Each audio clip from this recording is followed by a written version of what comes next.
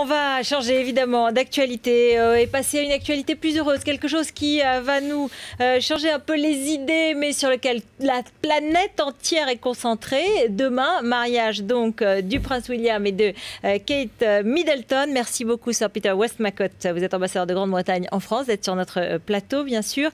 Plus d'1 milliard de téléspectateurs, des émissions spéciales à partir de 9h30 toute la journée sur la BBC, mais évidemment même sur BFM TV, et c'est normal. On va, avant d'évoquer avec vous cet événement historique, retrouver Louise Eklund, notre Anglaise à nous. Elle est à Londres. Bonsoir Louise. Alors comment ça se prépare? Et surtout pourquoi, vous qui connaissez bien la Grande-Bretagne, pourquoi est-ce qu'il y a un tel engouement autour de cet événement? C'est pas facile en ce moment, pourtant il y a la crise et tout, mais les Anglais sont très concentrés quand même, bien sûr, sur cet événement. Oh bien sûr, parce que tout d'abord, pour commencer, Kate Middleton, elle est jeune, elle est belle, elle connaît très bien son prince, elle vient d'une famille, on va dire, assez ordinaire, assez aisée quand même, mais ordinaire. Elle intrigue les gens, elle intrigue beaucoup l'Angleterre, et on se sent assez proche d'elle. Elle fait ses shopping dans les magasins qu'on connaît tous, et on aime bien cette histoire de Cendrillon qui se marie avec son prince. Donc ça, c'est la première chose. Ensuite, la monarchie est très intéressante, c'est-à-dire qu'à l'époque, c'était eux les vrais stars. C'est pas Victoria Beckham ou David Beckham qui ont créé la célébrité, justement, c'est les monarques, je crois qu'on dit en français, pardon, qui ont présenté cette célébrité, le starification, c'est eux. Et puis la troisième chose, pourquoi on est tellement passionnés, c'est parce que c'est un jour férié demain, évidemment. Et quand il s'agit de vacances, les Anglais sont très très contents. On les comprend, évidemment, ça fait 3 jours de repos. On les comprend, Louis, surtout que, je le disais, quand même, il y a un plan d'austérité très dur et ça permet un petit peu de se reposer et de se changer les idées. Exactement, on a besoin de ça. Je pense que c'est quelque chose que la média aussi également a vraiment besoin. C'est-à-dire que dans la presse, on entend beaucoup de choses très difficiles. Économiquement, c'est très difficile en ce moment en Angleterre. Ça donne la pêche aux Anglais, ça donne la pêche à la presse. Et c'est souvent comme ça d'ailleurs avec le mariage de la reine de l'Angleterre en 47. On était en période de guerre. Ensuite, avec Diana et Charles, pareil, économiquement, c'était très difficile. Et là, cette fois-ci, c'est pareil. C'est peut-être une coïncidence, mais c'est pas mal, ça nous rebooste bien comme il faut. Merci Louise Eklund, donc en direct depuis Londres, évidemment. On retrouvera dans un instant avec vous Suzy Menkes, Sir Peter Westmacott. C'est vrai que les Anglais subissent un plan d'austérité difficile, plus dur qu'en France. À quoi ça correspond cet engouement selon vous? Pourquoi est-ce que c'est un tel événement? D'abord, vous avez raison de dire que la situation économique chez nous est difficile et les gens en souffrent. Et pourtant, ils ne râlent pas parce que ça va coûter très cher. Hein? Contre le mariage, oui. Ils ne râlent pas contre le mariage parce que le mariage ne coûtera pas grand-chose aux contribuables. Bien sûr, les dispositifs de sécurité, tous les policiers, les militaires qui sont présents, ça coûtera quelque chose, même beaucoup d'argent, à l'État. Mais pour le reste, tous les frais de ce mariage seront pris en charge par la famille royale et un petit peu par la famille de Kate Middleton. Donc, ce n'est pas aux frais des contribuables que nous allons avoir ce beau mariage demain. Donc, c'est un grand spectacle qui va permettre un divertissement populaire, collectif, et les Anglais ont besoin de cela en ce moment. Oui, ils aiment bien ça, et puis en plus, je trouve que les mariages royaux en Angleterre, c'est toujours un grand événement, ça fait plaisir à tout le monde, ça donne un petit peu de coup de souffle, un coup de morale, et nous sommes, même si nous râlons tout le temps, nous sommes assez fiers de notre famille royale, on l'aime beaucoup, on aime surtout les jeunes. Souvenez-vous du mariage de Diana et du prince de Galles, à 81, et puis maintenant, elle est jeune, elle est belle, lui aussi, on apprécie énormément. Oui, mais et en plus, William, il est très populaire, il est plus populaire que son père, le prince Charles, apparemment. Hein. On aime toujours les jeunes princes, surtout les jeunes princes beaux qui assistent toujours au match de foot, au match de rugby. Son père également, à mon avis, est très apprécié également, mais il n'est pas le même âge.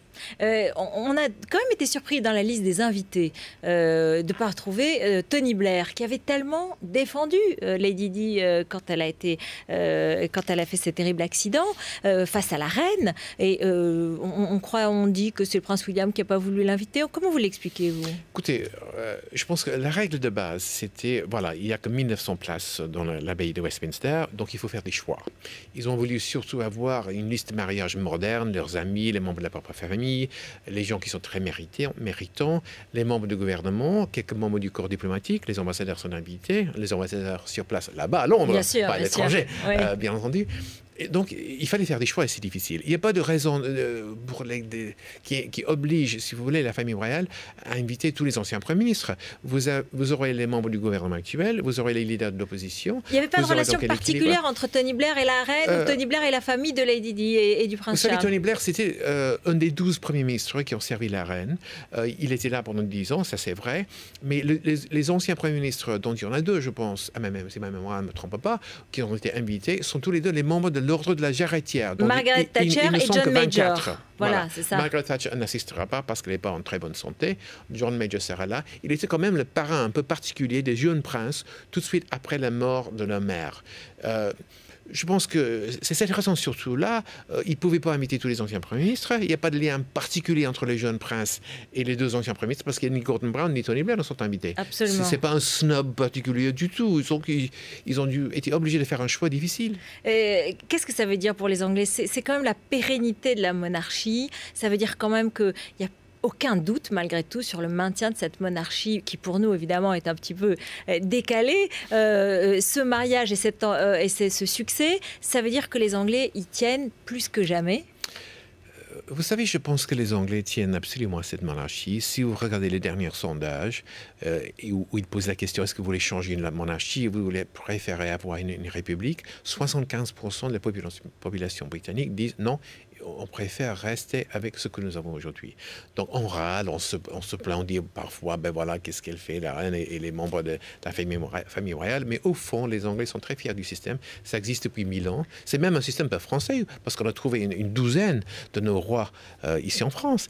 Et c'est très mais il y en a aussi qui s'en moquent. Hein. Il y en a aussi, il y a des sondages qui disent l'inverse, qui se moquent, que 70% des Anglais se moquent du mariage. Hein. Mais bon, ils regarderont quand même la télé demain. Oui, ils vont regarder la télévision, ils se moquent de ça parce qu'on se moque de n'importe quoi. Enfin, on se moque un peu de tout. Mais j'insiste sur le fait que les frais du mariage, ce magnifique événement qu'ils vont quand même tous regarder à la télé, c'est pris en charge par la reine, par la famille royale. Et je pense que même si on se moque un petit peu de ceci ou de cela, de cet événement, de cette photo, même d'une petite coiffe d'un jeune prince quelque part, au fond, les Britanniques sont très attachés à l'institution de la monarchie. Alors on va retrouver Suzy Menkes. Elle est aussi à Londres en direct avec nous. Et c'est une des chroniqueuses de mode les plus célèbres. Hein. Elle écrit dans le International Herald Tribune. Merci beaucoup d'être avec nous. Alors, évidemment, la question que j'ai comme tout le monde, est-ce que vous avez des informations sur la robe de Kate Middleton demain? Qu'est-ce qui se dit autour du choix qu'elle va faire et comment on va la décrypter, ce choix? Réellement, le secret de la robe, ils ont jusqu'à la fin, ils ont du succès là. Personne ne sait réellement.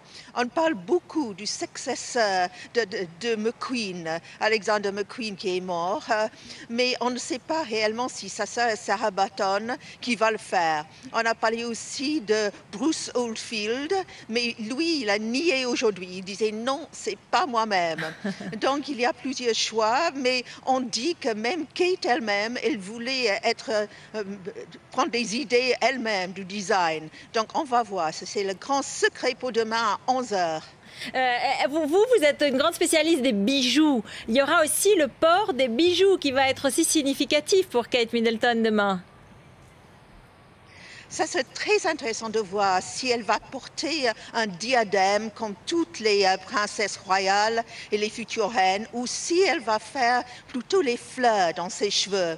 Parce qu'un chignon, ça c'est une grande surprise, parce qu'elle est toujours naturelle, Kate, et ses cheveux, c'est réellement extraordinaire. Donc moi j'imagine un diadème, je dois dire, parce que Lady Di, elle a porté un diadème donné par la reine. Donc moi j'imagine que ça serait la même chose, les diamants sur ses cheveux. Comment est-ce qu'on a appris aujourd'hui que Kate Middleton n'allait pas, comment dire, qu'elle allait un peu suivre l'exemple de Lady Di? Est-ce que sur le plan vestimentaire, sur le plan du style, elle va être aussi prescriptrice que la mère du prince William? Alors là, je crois que Kate a suivi Lady Di, bon, avec la bague que son fiancé l'a donnée. Elle a suivi Lady Di avec ce qu'elle va dire. Donc elle dit qu'elle va dire oui au prince, mais pas qu'elle va absolument être toujours derrière lui. Ça, c'est un peu pour la nouvelle société. Mais ce qu'elle va faire, point de vue vêtements, c'est difficile à savoir parce qu'elle a son image qui est réellement très correcte, très bourgeoise. Et moi, je serais ravie de la voir plutôt en quelque chose qui est élégante parce qu'elle a une très bonne ligne, mais tout de même avec un peu de dash, un peu de choses intéressantes et surtout la mode. Oui, c'est ce qu'on dit, c'est que toutes les jeunes Anglaises qui se marient après demain, dans les semaines qui viennent, vont porter la copie de la robe de Kate Middleton, hein? Alors ça, je ne sais pas. Évidemment, tous les gens qui créent les robes de mariée, alors c'est une opportunité. Et apparemment, après le mariage de Lady Di, bon, moi, j'ai pas tellement aimé cette robe qui était un peu la durée, non, avec comme une grande meringue, la jupe. Mais moi, j'imagine que si Kate porte une robe un peu sobre, mais tout de même très jolie, avec peut-être, je ne sais pas, la dentelle, ça c'est formidable et certainement copié par les jeunes.